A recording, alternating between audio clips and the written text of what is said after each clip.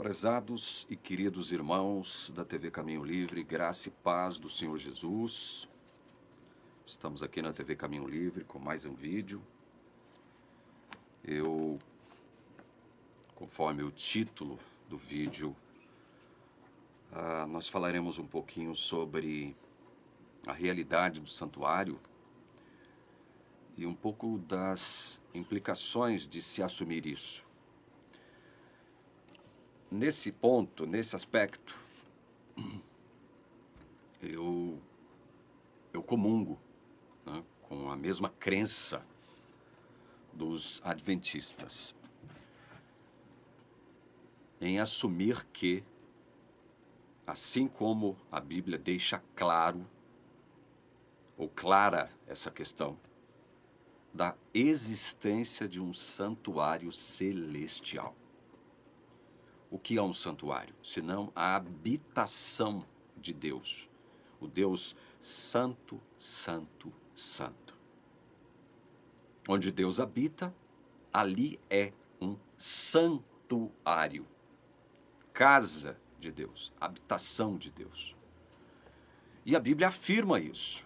O livro de Hebreus deixa claro isso. Então não há como você fugir dessa verdade. Há um santuário celestial.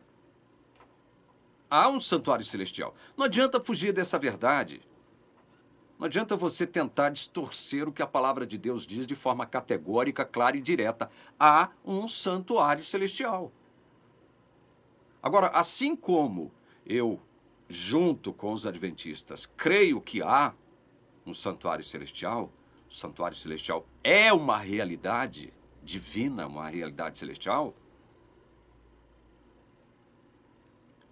eu tenho que também tentar entender quais as implicações disso, quando o próprio livro de Hebreus afirma que Jesus está ali, nesse mesmo santuário celestial, como sumo sacerdote, não, agora eu vou discordar do adventismo, não segundo a ordem aarônica ou levítica, mas segundo a ordem de Melquisedeque.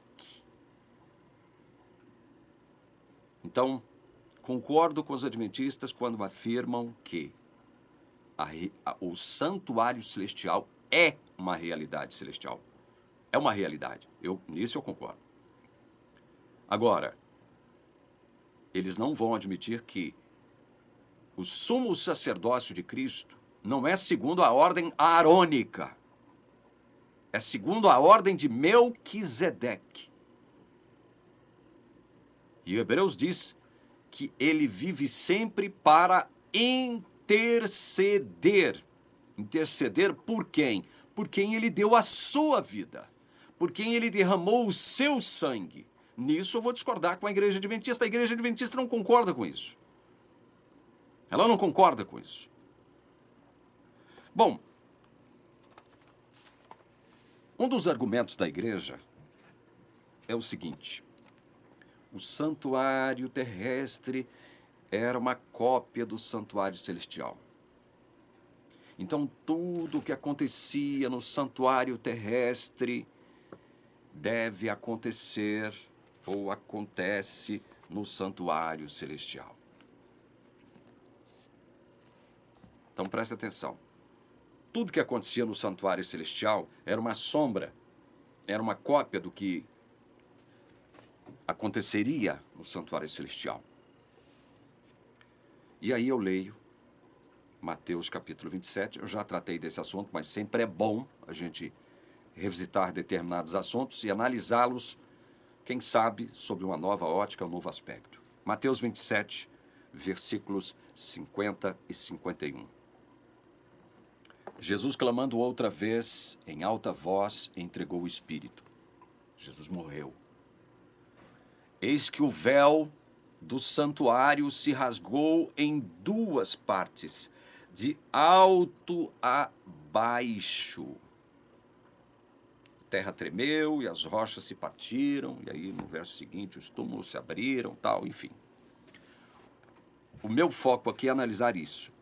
Eis que o véu do santuário se rasgou em duas partes. de alto a baixo. Que véu é esse ao qual o evangelista Mateus se refere? Quando Jesus entrega o seu espírito, quando ele morre na cruz. Que véu é esse? Esse véu não é outro véu, senão o véu que separava o lugar santo do lugar santíssimo.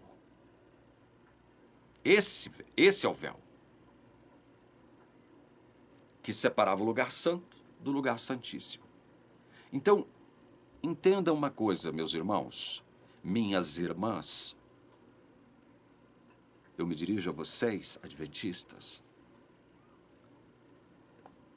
Se tudo o que acontece, ou se tudo o que acontecia no santuário terrestre, deveria de algum modo acontecer no santuário celestial, então prestem atenção nisso que eu vou lhes dizer agora. Quando Jesus depõe a sua vida na cruz e o véu que separava o lugar santo do Santíssimo se rasga, ou seja, abrindo caminho para o Santíssimo do santuário terrestre, ou seja, não haveria mais nenhum tipo de obstáculo entre o Santo e o Santíssimo, não haveria nenhum véu, nenhuma porta, nenhum muro, nada. Era esse o sentido do véu do santuário terrestre se rasgando de alto a baixo. Era esse o sentido, ou seja, estava franqueado agora o caminho para o Santíssimo. Através de quê mesmo? Através da morte do Senhor Jesus. O caminho para o Santíssimo estava agora o quê? Aberto. Aberto. Esse é o sentido. Esse é o significado. O caminho para o Santíssimo estava aberto. Por quê? Porque o véu do santuário terrestre se rasgou de alto a baixo. Aí vem a teologia adventista e diz: Jesus, quando ascende aos céus, ele vai para o lugar santo, não para o Santíssimo. Ele não vai direto para o Santíssimo, vai para o lugar santo. Veja, esse é o posicionamento tradicional. Por que eu tenho que dizer isso? Porque já existe uma parcela significativa de teólogos adventistas admitindo que Jesus, quando ascende aos céus, ele vai direto para o Santíssimo, mas retorna. Ele sai, ele entra no Santíssimo, sai do Santíssimo e entra no Santo. O que é mais absurdo ainda do que simplesmente sustentar a visão tradicional do adventismo que postula que Jesus, ao ascender aos céus, foi para o santo e não para o santíssimo. Essa visão nova de que Jesus entra no santíssimo, direto, logo após ascender ao céu, ele entra, sai do santíssimo para depois entrar no santo, ela é mais absurda ainda. Mais absurda ainda. E eu sempre disse aqui, olha, por que a teologia adventista ela é perniciosa? Porque para ela tentar se adequar ao texto bíblico, que é claro nesse sentido, ela tem que fazer o quê? Alguns malabarismos exegéticos. Ela tem que lançar mão desse tipo de diversionismo. Ela tem que lançar mão disso. Ela tem que, sabe, torcer o sentido da palavra de Deus e ir se reinventando. Por isso que eu estou afirmando para vocês, olha, é muito mais absurdo admitir o que esses teólogos, inclusive o doutor Wilson Paroski, aqui do Brasil, é um desses teólogos que defende tal tese, de que Jesus, ao ascender aos céus, foi direto para o Santíssimo inaugurar lá o santuário, mas depois ele sai do Santíssimo, ele entra no Santíssimo, sai do Santíssimo e entra no Santo. Isso é mais absurdo ainda. Mais absurdo ainda do que simplesmente sustentar a visão tradicional do adventismo. Tanto é verdade que, por conta deste novo posicionamento, Há um racha na teologia adventista. E isso não é novidade para ninguém. A igreja convive com esse tipo de racha, com esse tipo de coisa, desde os primórdios, desde os primórdios da sua existência.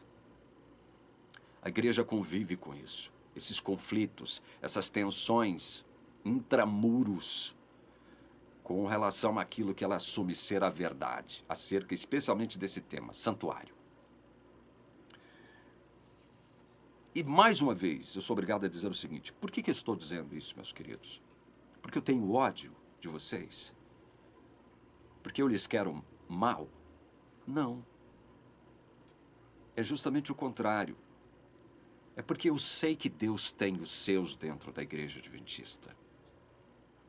É porque eu sei que Deus elegeu, escolheu, soberana e graciosamente muitos que hoje estão dentro da igreja adventista para pertencerem a Ele, a Deus.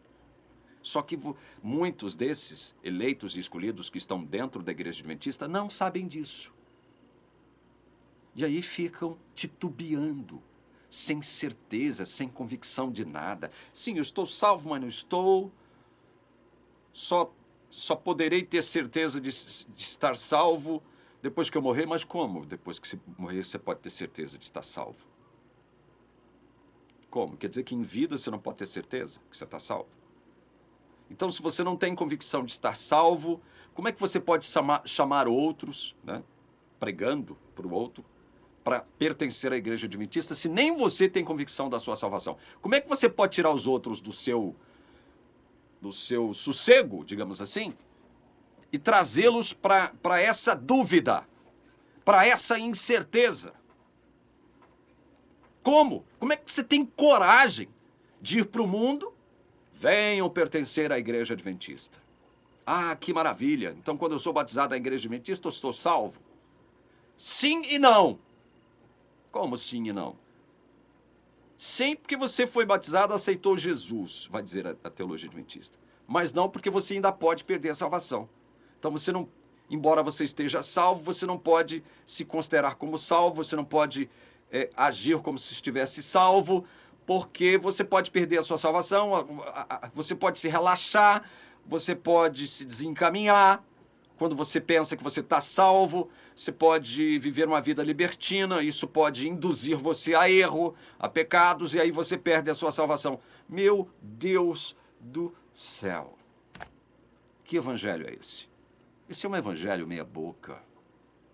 Esse é um evangelho meia boca. Esse não é o evangelho bíblico. Aqui em Hebreus capítulo 10, versículos 19 em diante, diz assim: portanto, meus irmãos, tendo ousadia para entrar no santuário pelo sangue de Jesus. Olha, entrar no santuário. Isso significa dizer o quê? Que não há aqui distinção entre lugar santo e lugar santíssimo, compartimento santo e compartimento santíssimo. Não, não há isso.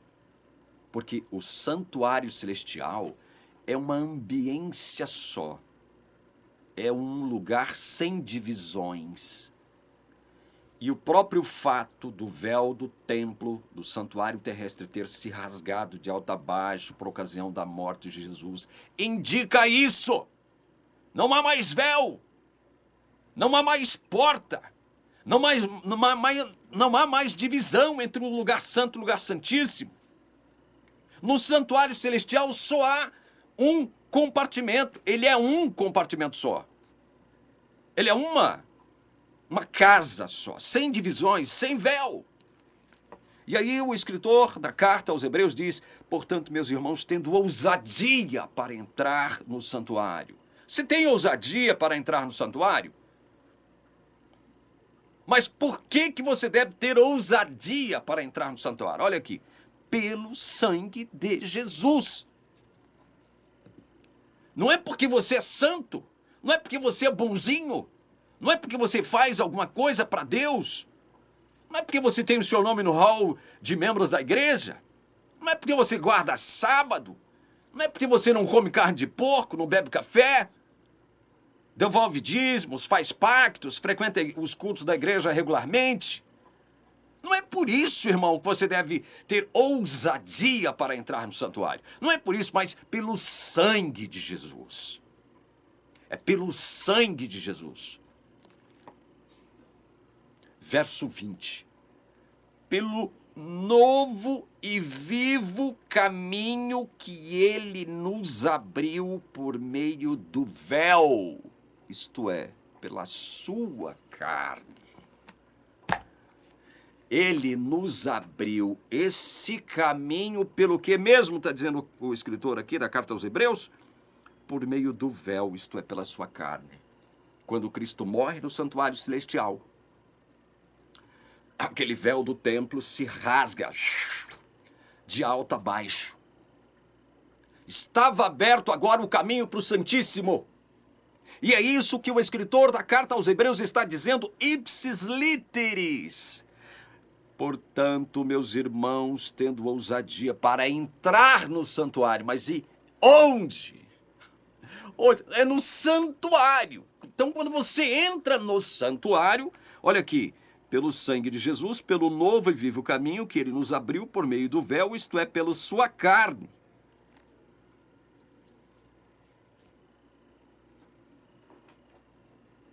A carne de Jesus, o seu sacrifício, tudo que ele fez por nós, nos permite agora adentrarmos ao santuário. Nos permite adentrar ao santuário. Estamos com Jesus, escondidos com Jesus. Por que nós devemos ter ousadia para entrar no santuário? Por nossa causa? Porque eu sou bonzinho?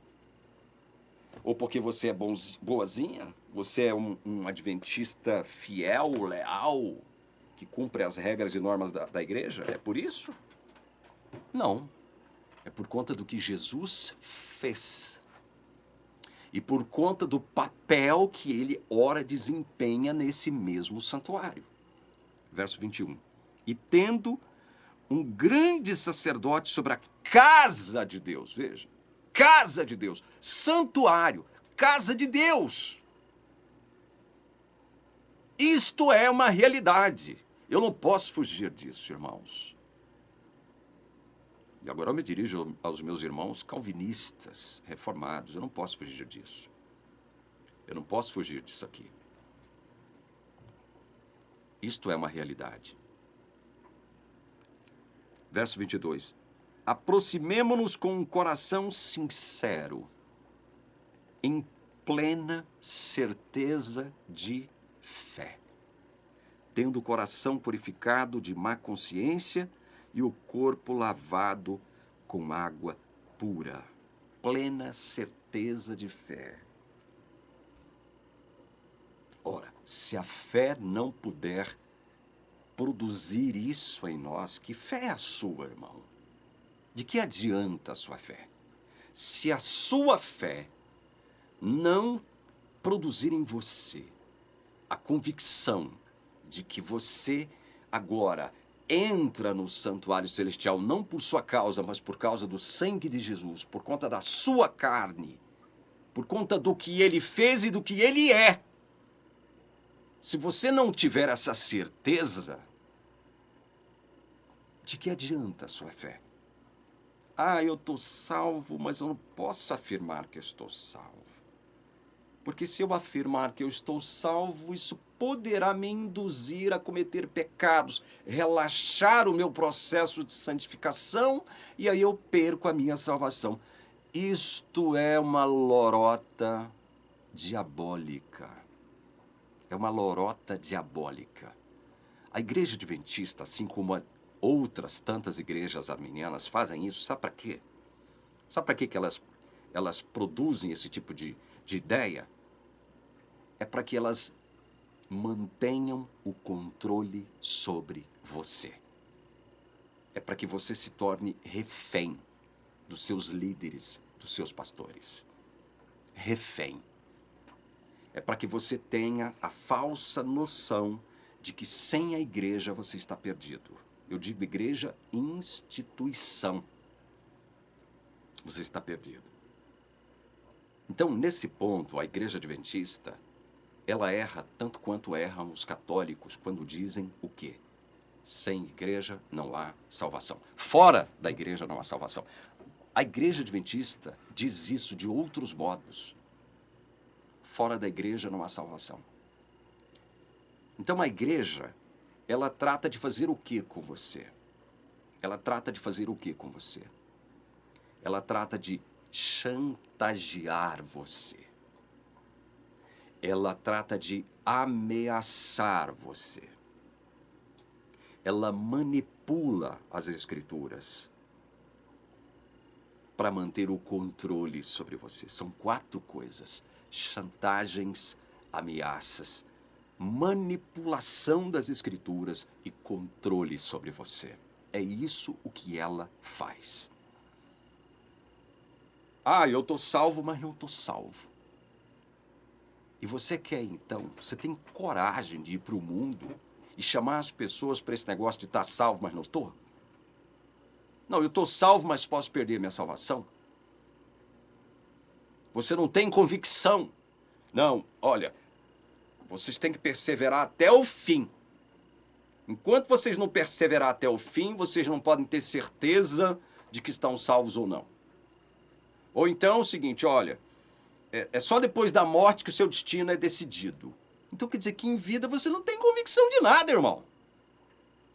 Em vida você não pode ter certeza de nada. Você não pode ter certeza de nada. E você, essa sua fé que você diz ter em Jesus, ela não serve de nada porque você não acompanhou Jesus quando ele entra no santuário. Nós devemos entrar no santuário, não é por nossa causa, mas é por conta do que Jesus fez e do que ele é. E por conta do que ele fez e do que ele é que ele nos abriu um novo e vivo caminho. E aí, eu vou ler um texto. Já que você crê em Ellen White, adventista, eu leio um texto que está aqui em Desejado de Todas as Nações, página 727. Olha aqui. Olha o que Ellen White diz. Descrevendo a circunstância quando Jesus depõe a sua vida na cruz, quando ele entrega seu espírito na cruz. Mas eis que a terra treme e vacila, pois o próprio Senhor se aproxima. Com ruído, rompe-se de alto a baixo o véu interior do templo, rasgado por mão invisível, expondo aos olhares da multidão um lugar dantes pleno da presença divina. Expondo o que então, esse lugar pleno da presença divina? O Santíssimo. O véu do templo se rasga, fica à mostra o que agora? Fica aberto o caminho para onde? Para o lugar santíssimo. O santuário terrestre do templo. Aí ela diz, ali habitara o Shekinah, a glória, né, de Deus. Ali manifestara Deus sua glória sobre o propiciatório. Ninguém, senão o sumo sacerdote, erguera o véu que separava esse compartimento do resto do templo. Nele penetrava uma vez por ano para fazer expiação pelos pecados do povo. Mas eis que esse véu é rasgado em 2. E olha o que ela afirma aqui agora, adventista. Presta atenção nisso. O Santíssimo do Santuário Terrestre não é mais um lugar sagrado.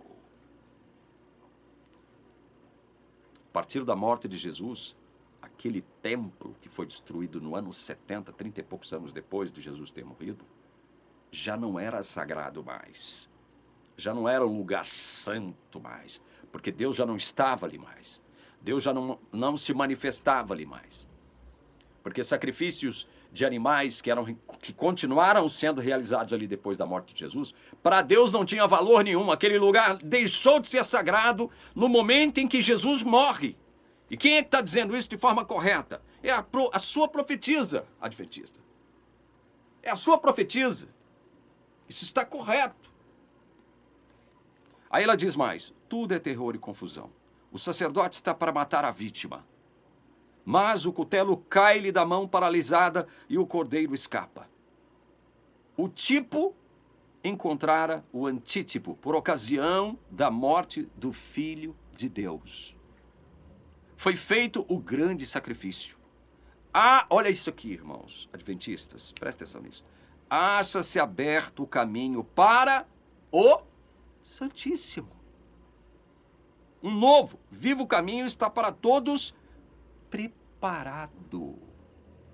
Não mais necessita a pecadora aflita humanidade esperar a chegada do sumo sacerdote. Daí em diante devia o Salvador oficiar como sacerdote e advogado nos céus dos céus. O caminho para o Santíssimo for aberto quando, irmão adventista? Segundo a sua própria profetisa. Quando Jesus morre. Acabou o lugar santo. Acabou essa história de lugar santo. Um novo e vivo caminho, diz o escritor de Hebreus. Olha aqui, pelo novo e vivo caminho que ele nos abriu por meio do véu, isto é, pela sua carne. Quando ele morre na cruz, ele abre esse caminho. Quando a sua carne é ferida, ele abre esse caminho. Verso 23 de Hebreus 10. Guardemos firme a confissão da esperança sem vacilar, pois quem fez a promessa é fiel. Por que você deve guardar firme a confissão da esperança sem vacilar? É por sua causa? Não, porque quem fez a promessa é fiel. Não é por sua causa, irmão. Você deve guardar firme a confissão da esperança sem vacilar. Mas o que a gente vê hoje? Eu digo hoje, é dentro da nossa contemporaneidade. Porque eu não estou mais dentro da igreja adventista. Mas eu sei o que acontece. Muitos não têm certeza da salvação. Muitos estão vivendo um dilema espiritual lá dentro da igreja adventista. Muitos estão insatisfeitos. Muitos gostariam de saber o que é o verdadeiro evangelho da graça do Senhor Jesus e não sabem. E por não saberem, ou seja, por desconhecerem essa verdade maravilhosa, eles vacilam. Eles titubeiam. Eles duvidam da própria salvação. E quando duvidam da própria salvação, estão duvidando do próprio poder de Deus, que já os salvou.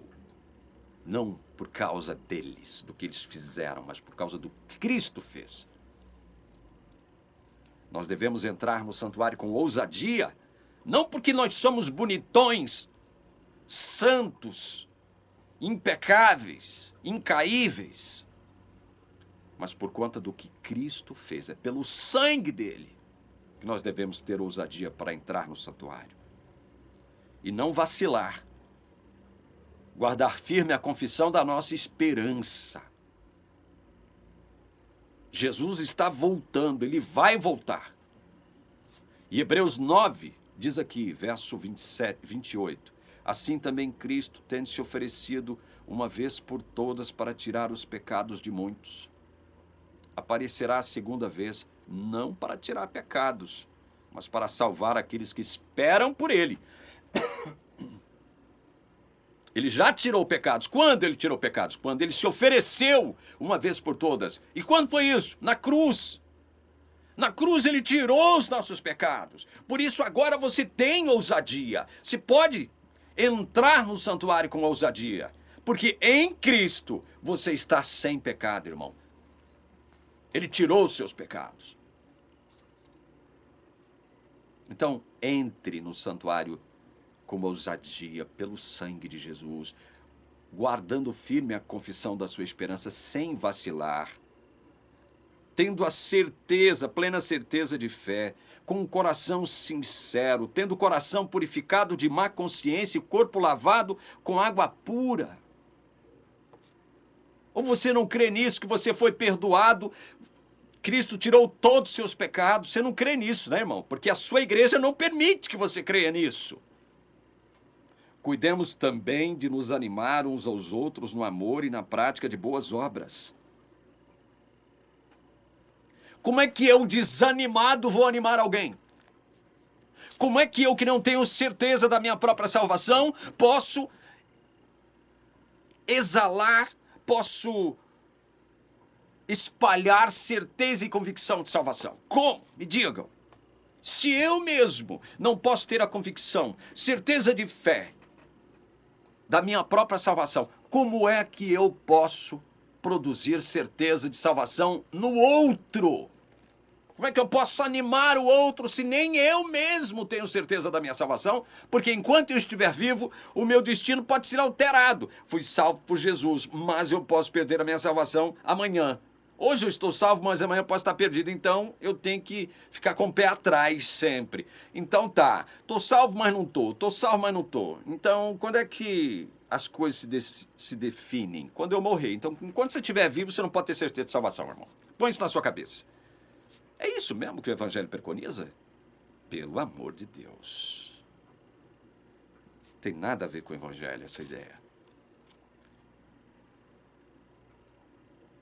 Cuidemos também de nos animar uns aos outros no amor, na prática de boas obras. O que você está fazendo, hein? O que é que você, que crê que foi verdadeiramente salvo em Jesus, está fazendo em prol do seu próximo, em prol do outro? O que é que você está fazendo para ajudar o outro? O que é que você está fazendo? Ou você é um crente meia boca, que pelo fato de já ter convicção de estar salvo, já estou salvo mesmo, que se exploda o mundo ao meu redor. Estou nem aí. Estou salvo. Estou eleito. Fui escolhido. O que você está fazendo, irmão ou irmã? O que você está fazendo para ajudar o próximo?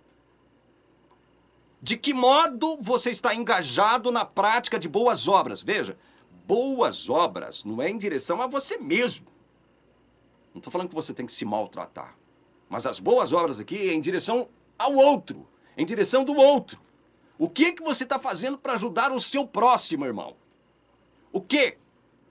Ou você é mais um crente meia boca que não está fazendo nada, está de braço cruzado aí. Está com a vidinha boa, está com a vidinha confortável, está tudo bem, não é? Você tem seus problemas, eu sei que você tem, mas você consegue resolvê-los a tempo. E que se exploda o próximo, porque você já está salvo, né? Olha, quem pensa assim, quem se comporta assim, e quem vive nesse estado de braços cruzados, sem fazer absolutamente nada para ajudar o próximo, eu vou dizer aqui com todas as letras e com a autoridade que a palavra de Deus me dá, você não é ainda um cristão verdadeiro. Você não é. Você não entendeu também o que é o Evangelho. O Evangelho, essas verdades maravilhosas do Evangelho, que estão aqui expressas na palavra de Deus, elas não têm o propósito de fazer você viver uma vida cômoda. Tipo assim, braços cruzados. Bom, já estou salvo mesmo, já estou escolhido, Deus me elegeu. Então, que se exploda o mundo. O que você está fazendo, irmão, para ajudar o próximo? Quais são as suas boas obras, irmão? O que você está fazendo? Olha aqui, João 13:35. Jesus disse, nisto todos conhecerão que vocês são meus discípulos, se tiverem amor uns aos outros.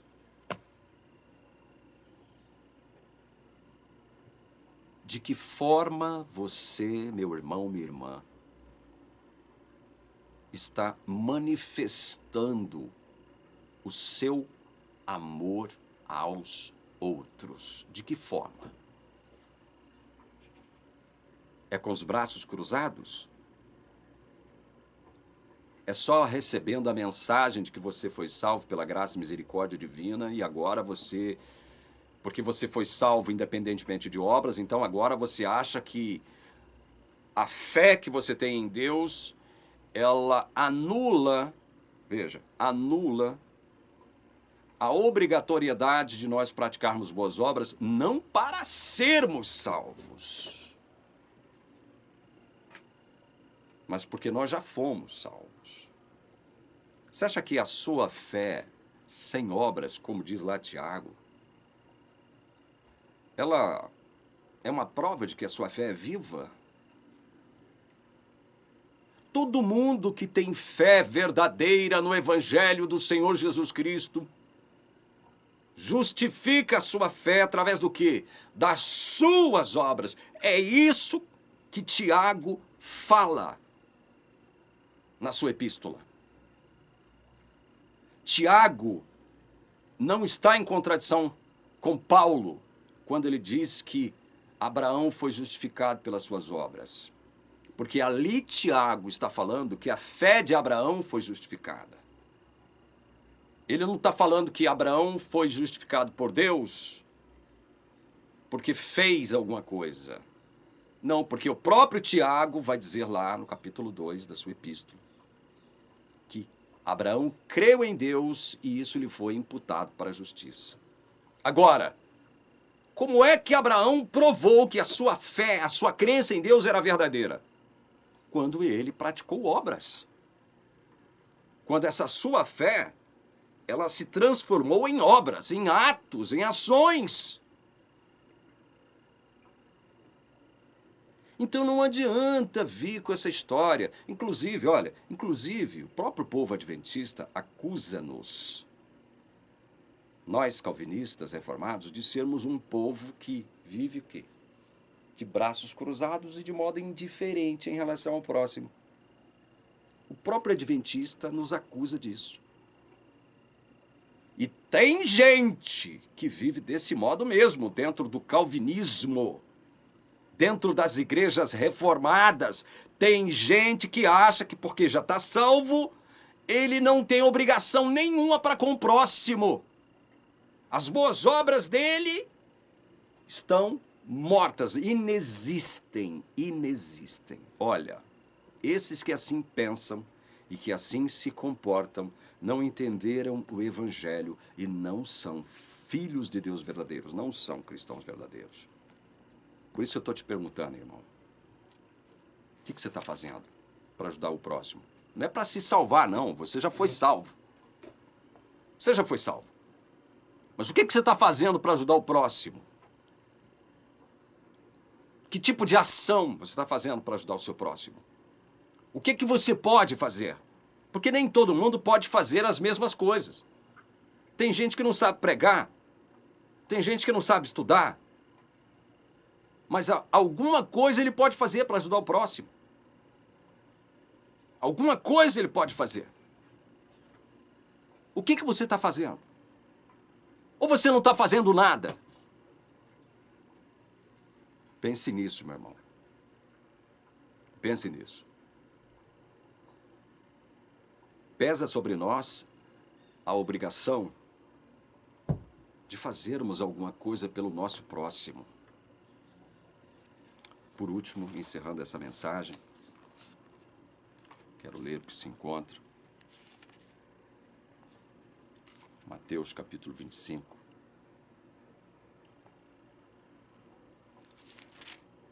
Jesus diz assim. Então o rei, verso 34. Então o rei dirá aos que estiverem à sua direita: venham benditos de meu Pai, venham herdar o reino que está preparado para vocês desde a fundação do mundo. 35. Porque tive fome e vocês me deram de comer. Tive sede e vocês me deram de beber. Eu era forasteiro e vocês me hospedaram. Eu estava nu e vocês me vestiram. Enfermo e me visitaram. Preso e foram me ver. Então os justos perguntarão: quando foi que vimos o Senhor com fome e lhe demos de comer? Verso 37. ou com sede lhe demos de beber? 38. E quando foi que vimos o Senhor como forasteiro e o hospedamos? Ou nu e o vestimos? 39. E quando foi que vimos o Senhor enfermo ou preso e fomos visitá-lo? 40. O rei respondendo lhes dirá: em verdade lhes digo que sempre que o fizeram a um destes meus pequeninos irmãos, foi a mim que o fizeram. O que você está fazendo, irmão? O que é que você está fazendo hoje para ajudar o próximo? Pode ser um próximo que você conheça e pode ser um próximo que você desconheça. Mas o que é que você pode fazer? O que está ao seu alcance fazer em prol do próximo? O que é que está ao seu alcance fazer? E por que você, tendo possibilidade de fazer, ainda não está fazendo? Por quê? Eu não quero que você responda para mim, não. Não entre aqui nos comentários e responda para mim.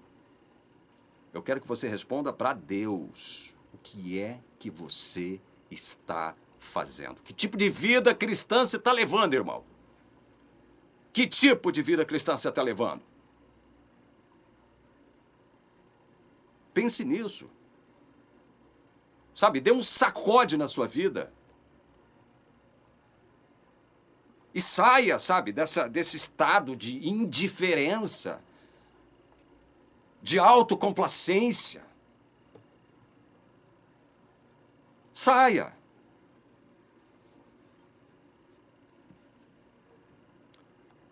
Que Deus te abençoe, para que você adquira essa consciência. Que Deus unja o seu entendimento, para que você, sabe, seja tocado por essa palavra, não minha, a palavra de Deus. E que você chame para si essa responsabilidade. Faça alguma coisa pelo próximo. Seja ele conhecido ou não, faça alguma coisa por ele. Esteja ele próximo do ponto de vista geográfico, espacial ou não, faça alguma coisa para ajudar o seu próximo. Aquilo que você pode fazer. Deus não vai pedir para você fazer aquilo que você não pode fazer. Somente o que você pode fazer. Pense nisso. Que Deus te abençoe em nome de Jesus. Amém.